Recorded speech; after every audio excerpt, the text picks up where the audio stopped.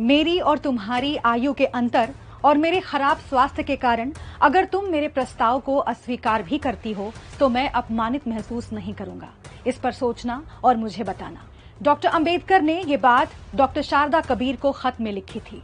शारदा ने इसका जवाब हाँ में दिया और 15 अप्रैल 1948 को दोनों ने शादी कर ली। डॉक्टर भीमराव अंबेडकर की 132वीं जयंती पर आपको बताएंगे डॉक्टर शारदा कबीर से उनकी शादी की कहानी, जो बाद में सविता अंबेडकर के नाम से जानी गई। साथ ही जानेंगे बाबा साहेब की जिंदगी से जुड़े कुछ और किस्से। 14 अप्रैल 1891 को मध्य प्रदेश के महू में जन्मी क्रांति की आवाज, जिन्होंने दलितों को हक की लड़ाई के लिए एकजुट किया।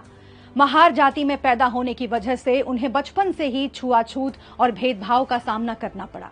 9 साल की उम्र में मसूर रेलवे स्टेशन पर ऐसा ही एक वाकया हुआ था। महार जाति का जानकर कोई गाड़ीवान उन्हें अपने साथ ले जाने के लिए राजी नहीं हुआ। दोगुने किराए पर एक गाड़ी मिली भी तो इस शर्त पर कि भीमराव गाड़ी हाँकेंगे और गाड़ीवान साथ चलेगा। रास्ते में प्यास लगी तो मुस्लिम पहचान बताने पर भी भीमराव को पीने का पानी नसीब नहीं हुआ। बाबा साहेब अपनी आत्मकथा वेटिंग फॉर वीजा में इसका जिक्र करते हुए लिखते हैं, उस घटना से मुझे ऐसा झटका लगा जो मैंने पहले कभी महसूस नहीं किया था। उसी के बाद मैं छुआछूत के बारे में सोचने लगा। डॉक्टर अंबेडकर के पुरखों का ताल्लुक महाराष्ट्र के रत्नागिरी जिले के अंबा डावे गांव से था, इसलिए स्कूल में दाखिले के वक्त नाम पड़ा भीमराव अंबा डावे। बाद में दुनिया ने उन्हें बाबा साहेब डॉक्टर भीमराव अंबेडकर के नाम से जाना। डॉक्टर अंबेडकर की पहली शादी साल 1906 में रमाबाई से हुई। 27 मई 1935 को लंबी बीमारी के बाद रमाबाई ने आखिरी सांस ली। डॉक्टर अंबेडकर की दूसरी शादी शारदा कबीर से हुई, जो एक प्रगतिशील ब्राह्मण परिवार से आने वाली MBBS डॉक्टर थी।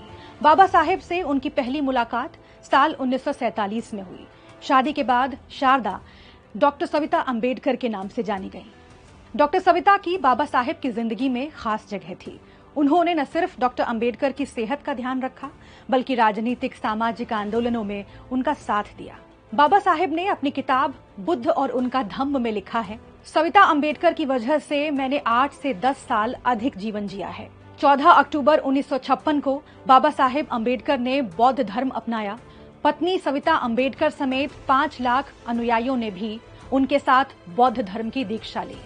डॉक्टर अंबेडकर अपने जमाने में भारत के सबसे पढ़े लिखे व्यक्तियों में से एक थे। मुंबई के एल्फिंस्टन कॉलेज से BA करने के बाद उन्होंने कोलंबिया यूनिवर्सिटी और लंदन स्कूल ऑफ इकोनॉमिक्स से PhD की।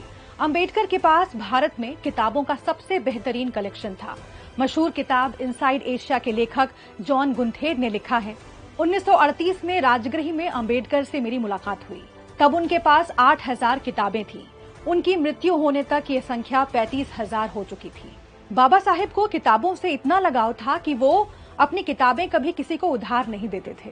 वो कहते थे, जिसे भी किताब पढ़नी है वो आकर मेरी लाइब्रेरी में पढ़े। किताबों के अलावा डॉक्टर अंबेडकर को बागवानी का शौक था। ब्रिटिश अखबार डेली मेल ने एक बार बाबा साहेब के गार्डन की तारीफ भी की थी। डॉक्टर अंबेडकर को लेकर प्रचलित कई किस्सों में से एक है महात्मा गांधी के साथ उनकी मुलाकात का किस्सा। डॉक्टर अंबेडकर ने गांधी जी से कहा था कि अगर कांग्रेस वाकई दलितों को लेकर गंभीर होती तो कांग्रेस का सदस्य बनने के लिए खादी पहनने के साथ साथ छुआछूत नहीं मानने की शर्त भी रखी जाती। ऐसे ही और वीडियोस के लिए बने रहिए दैनिक भास्कर ऐप पर।